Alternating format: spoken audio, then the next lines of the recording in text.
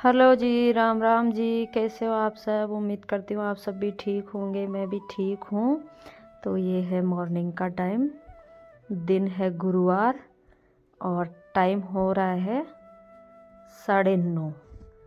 तो आज मैं डायरेक्ट वहाँ से रोटी खाना वाना बना के दोबारा वाली चाय पी के सीधे पहले गोबर थापने आ गई थी, यहाँ थापड़ी थापने।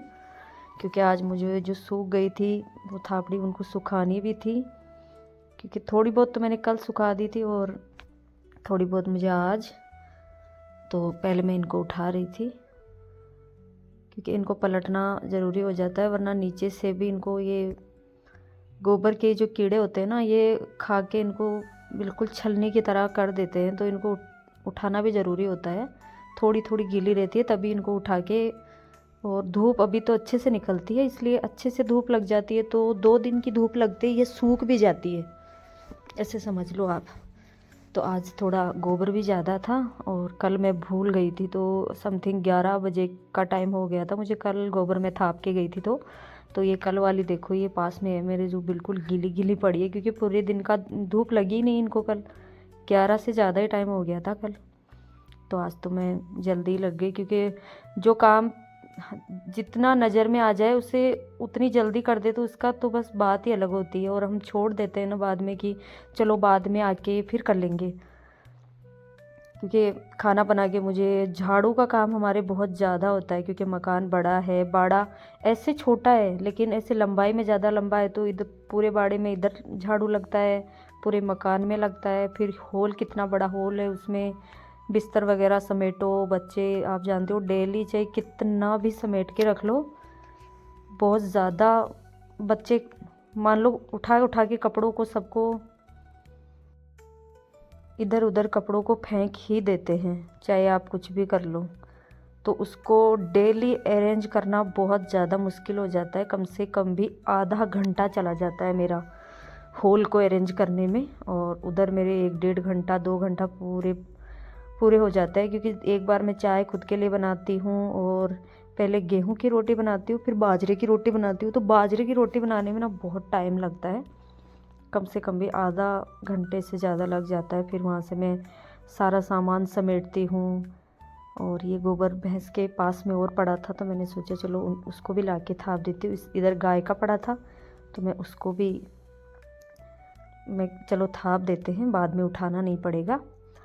और ग्लव्स पहन लेते हाथ में, तो फटने का कोई डर तो होता नहीं है।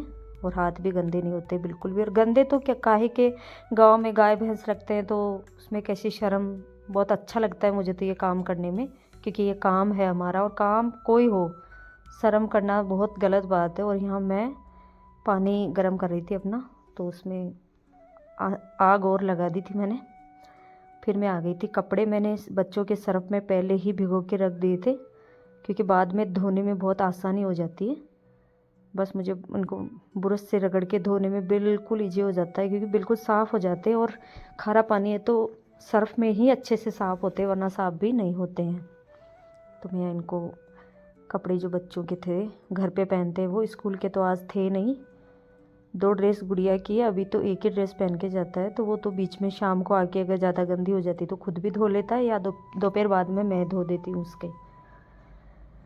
लेकिन गुड़िया के हैं। और ये दोनों के कपड़े जो घर पे पहनते हैं वो कपड़े रहते हैं मेरे, जो एक एक ड्रेस उनकी और एक ड्रेस मेरी, 3 ड्रेस ये कपड़े रहते हैं। और एक ड्रेस आज तो हरी की भी थी, मेरा छोटा वाला भाई उसने बोला दीदी मेरी भी एक ड्रेस है, उसको धो देना, मैं दोपहर बाद जयपुर जाऊंगा। तो मुझे काफ़ी आज टाइम हो गया था, मतलब 11-12 बज गए थे आज मुझे नहाते नहाते। इतना टाइम पूरा हो गया था। फिर मैं नहा के हाथ वाथ धोए मैंने। फिर तुलसी माता के आ गई थी मैं ऊपर छत पे, दिया जलाया मैंने और थोड़ा पूजा पाठ की। थोड़ी सी अगर पूजा पाठ हम भगवान की पूजा में थोड़ा सा ध्यान लगा लेते हैं तो मन को एक शांति सी मिलती है। तो मैं ऊपर, और दीपक जल ही नहीं रहा था, क्योंकि आजकल घी है ना, सर्दी पड़ने लगी थी ना, घी बिल्कुल टाइट सा हो जाता है तो जलता ही नहीं है। फिर दीपक जलाया मैंने, सूर्य देव को नमस्कार किया। फिर मुझे खाना था खाना। फिर सीधा मैं आ गई थी हॉल में पूजा पाठ करके, खाना खा के। खाना खाई वो क्लिप मैंने ऐड नहीं की, क्योंकि मैंने रिकॉर्ड ही नहीं किया। फिर मुझे कटिंग करनी थी ये 3 ब्लाउज़, 5-6 ब्लाउज़ मैंने कल कटिंग किए थे, तो मैं बस कपड़े को मैंने बिछा लिया था और जो भी ये थोड़ा बहुत टेढ़ा था मैंने इसको सीधा किया। ये 3 ब्लाउज़ एक ही लेडीज़ के हैं, तो एक नाप है इनकी, तो मैं साथ में रख के काट लूँगी। वो येलो वाला थोड़ा सा ऐसे एक्स्ट्रा है, तो मैं उससे बाद में इनको कटिंग कर लूँगी, तो इन्हीं को रख के फिर मैं उनकी कटिंग कर लूँगी। तो मैं इनकी नाप चोक करके मैं इनकी कटिंग कर रही थी, क्योंकि कटिंग कर लेती हूँ तो बाद में फिर उठना नहीं पड़ता है मशीन से। जब तक लाइट आती है आप सीने का ही काम रहता है और 2 रुपये की कमाई हो जाती है। इन्हीं से घर चलता है, इन्हीं से खर्चा चलता है। और दिन भर बैठा बैठा इंसान करे भी क्या, काम तो देखिए कुछ ना होना ही चाहिए। काम अगर करता है इंसान तो बिज़ी रहता है अपने आप में, और बिज़ी रहता है तो उसे इधर उधर की बातों से भी कोई मतलब नहीं रहता, वो अपने काम में बस ध्यान रहता है उसका। तो मैं ब्लाउज़ की आस्तीन की मैंने नाप ली, और ये ब्लाउज़ वो यहीं छोड़ के चली जाती है मेरे पास ही, क्योंकि वो काफ़ी कपड़े सिलाती है, चाची लगती है, मेरे गांव में ही है, बहुत ज़्यादा कपड़े पहनती है वो। उसके ब्लाउज़ तो मेरे पास कभी ख़त्म ही नहीं होते, एक दो ब्लाउज़ एक्स्ट्रा रखे होते हैं। और अब तो उनके घर में शादी है, तो उनकी बहुएं के और उनकी सास के।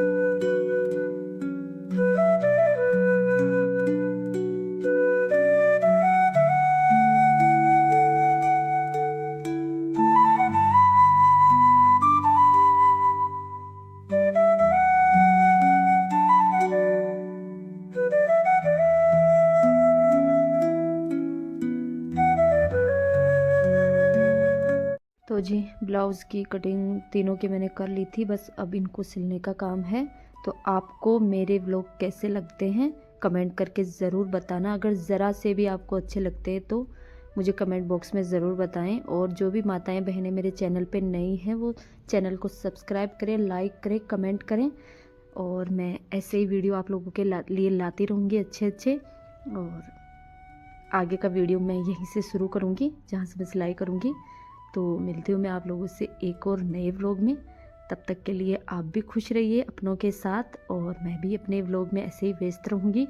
और जितना इंसान अपनी ज़िंदगी में व्यस्त रहता है ना, वो बिल्कुल भी दुखी नहीं होता किसी भी चीज़ से। और मैं तो सच बताऊँ क्या, मुझे तो जब से यूट्यूब का ये प्लेटफॉर्म मुझे मिला है ना, मुझे तो शांति है हर चीज़ की। तो मिलती हूँ एक और व्लॉग में। राम राम।